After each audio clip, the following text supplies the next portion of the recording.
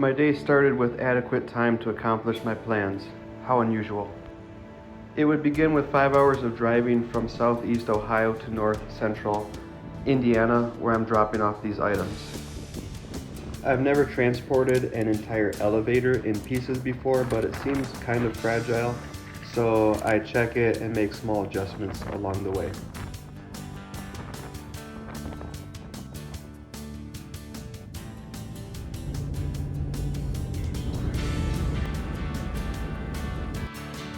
At about 4:30 p.m., I arrive at the drop-off location. The canoe, kayaks, paddleboard, and the sauna are items that I've previously dropped off to this customer. He's not there himself, but he told me that the guys who are doing his concrete work should be there any minute and able to help me with unloading some of the heavy items. So I start by breaking free and unloading some of the smaller pieces of the elevator first.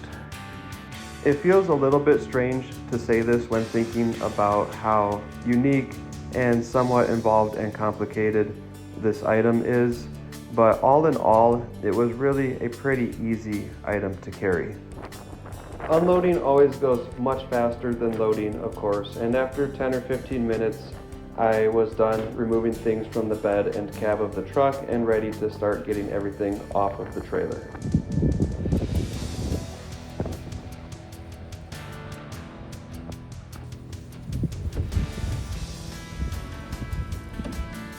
Based on the weight of the peloton when a helpful gym member assisted me with loading it, I was not looking forward to getting that off the trailer, but everything else seemed like it would really be not too big of a deal.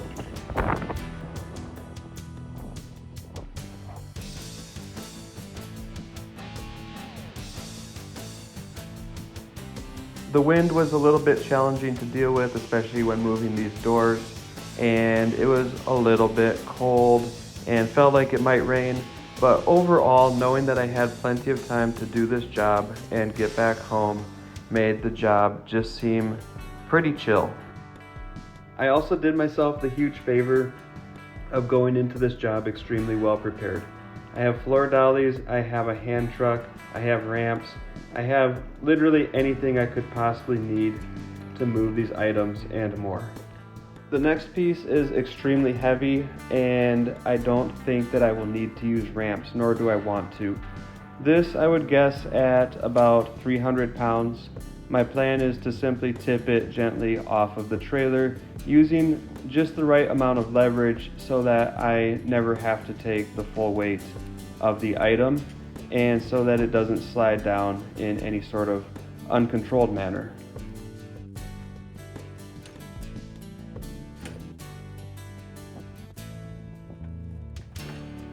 The process went basically exactly as I had planned, and although I think that one dolly would have been adequate to bring it into the garage, I went ahead and added a second just for the safety of the item.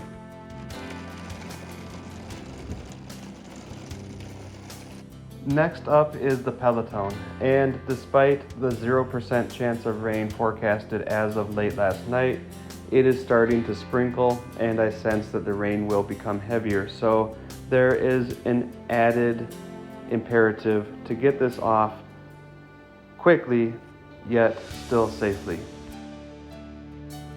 To my surprise, the process starts with the item sliding off relatively easy and without me feeling like I'm holding too much weight on the front end. Now the question is whether I can safely remove the back end from the trailer without allowing the peloton to tip or fall. This is definitely a job I'd feel more comfortable with having a second person, just again mostly for the safety of the item, but I have found it surprisingly easy and fast to remove it from the trailer. The trickiest part actually proves to be getting the elliptical to go on and stay on the dollies so that I can move it into the garage, but even this part goes relatively quickly. A little bit of backstory here. When I transported the first load of items for this customer, I put a few scratches into the sauna when I pulled too close to a tree. one of those moments where you realize how dumb you were and how just a few seconds of time could have saved you an awkward situation. Anyways, my customer wasn't there when I dropped it off, and I thought about not saying anything about those scratches. He might not even notice them, and if he did, it very well could have been one of the many imperfections that was already on the sauna when I picked it up. But a little while later, I called him and let him know what had happened and offered to give him $100 back or so to cover matching the paint and doing some touch-ups. He didn't seem too worried about it and didn't ask for any money immediately. He said he'd take a look at it next time he was there and see what he thought. Then, as I headed to North Carolina to pick up 2 other items for him, he asked me if I could add this elliptical to the load.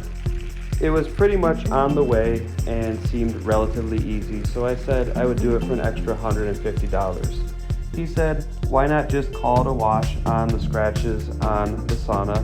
And I said, well, sounds fair enough. After all, he could have made the whole thing much more difficult for me, or perhaps not wanted to work with me again. At the same time, the minor scratches on the sauna really didn't change its overall condition at all, and probably weren't worth more than $10 in paint. But I always try to offer more than I reasonably owe a customer for any minor mistake, because I'd rather they think that I did too much than that I did too little. Long story short, when I think about it, I realize that I transported this elliptical for essentially $100. And I think to myself, I really need to charge for my ability, not for my time. It only took me like 3 minutes to unload the elliptical and put it in the garage, but the reality is that there's many people who couldn't have done it in any amount of time. To some extent, it seems right to charge for the value that I provide rather than the number of minutes or hours that I actually spend accomplishing a task. I'm not complaining, I'm just thinking out loud. My customer seems like a really great guy, and I'm glad that he decided to work with me again, and that he responded to me letting him know about the scratches on the sauna with a simple, "Thank you for being honest about that." I also had forgotten to grab this tub, which I'd used to put some of the rocks from the sauna in, and as I did that, I looked back at the scratches again. They're definitely there and visible, but nothing that a coat of paint won't completely cover up. I feel like I've definitely done enough to make up for that, and I'm glad that both the customer and I can feel good at the end of the day and feel like we're all good with each other. I also volunteered to take a $300 pay cut on this trip when at the last minute the pickup of a hot tub didn't work out. And that definitely wasn't my fault. It was a payment issue between my customer and the seller, who hadn't expected to do an online payment. I wasn't really happy about taking that pay cut, but the reality was that I had driven fewer miles, so some sort of decrease in pay wasn't unreasonable.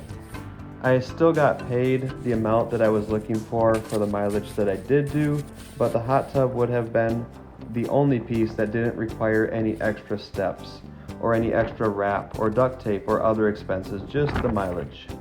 I reduced the price on the transport from $1,000 to $700 and committed to do a transport of a hot tub from within a defined radius of his property and my own home for $300, so that at the end of the day, I still get the same payout, still drive approximately the same mileage, and he still gets the same jobs done at the same price. I try to at least consider that when things like this happen, maybe it's for the best. And with not feeling rushed and the rain that has happened, I can see that maybe it was in fact for the best in ways that I can already perceive.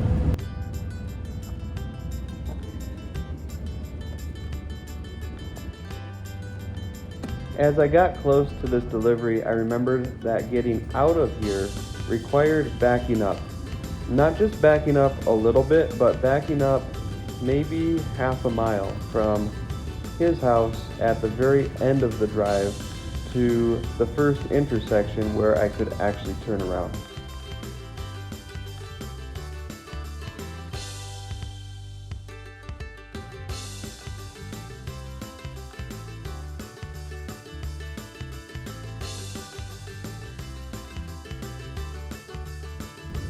I actually ended up backing right past that intersection, and then I saw it as I went by, pulled forward and back in again. Then I saw that someone was coming down the road from that direction. I went ahead and took up the whole space. I didn't need him trying to go around me on the right or something when it was only going to take 3 more seconds to be done.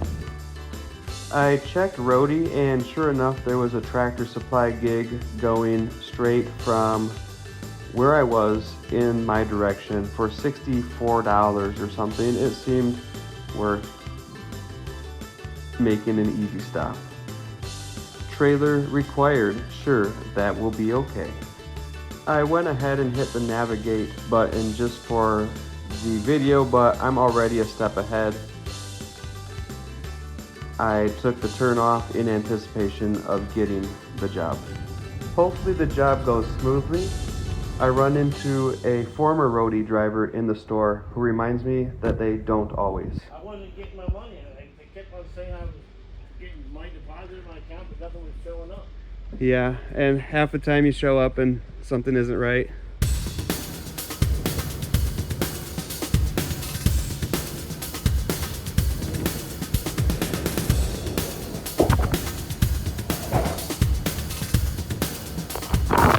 Darkness, my old friend, I've come to talk with you again.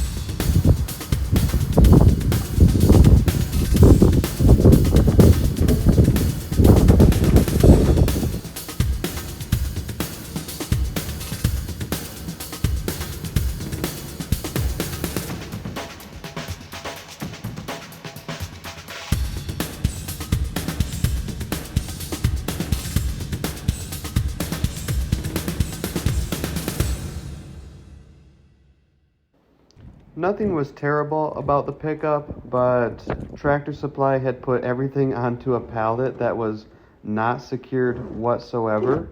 Nothing was secured to the pallet, so obviously that wasn't going to work, and I instead moved everything into the bed of the pickup truck, which was the easiest way to secure it.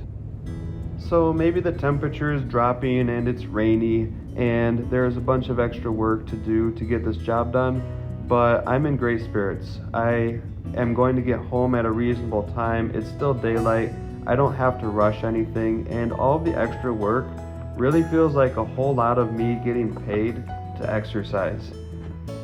There was about 30 minutes of driving involved in this job, but in reality probably no more than 10 additional minutes from what I would have been doing anyways on my way home.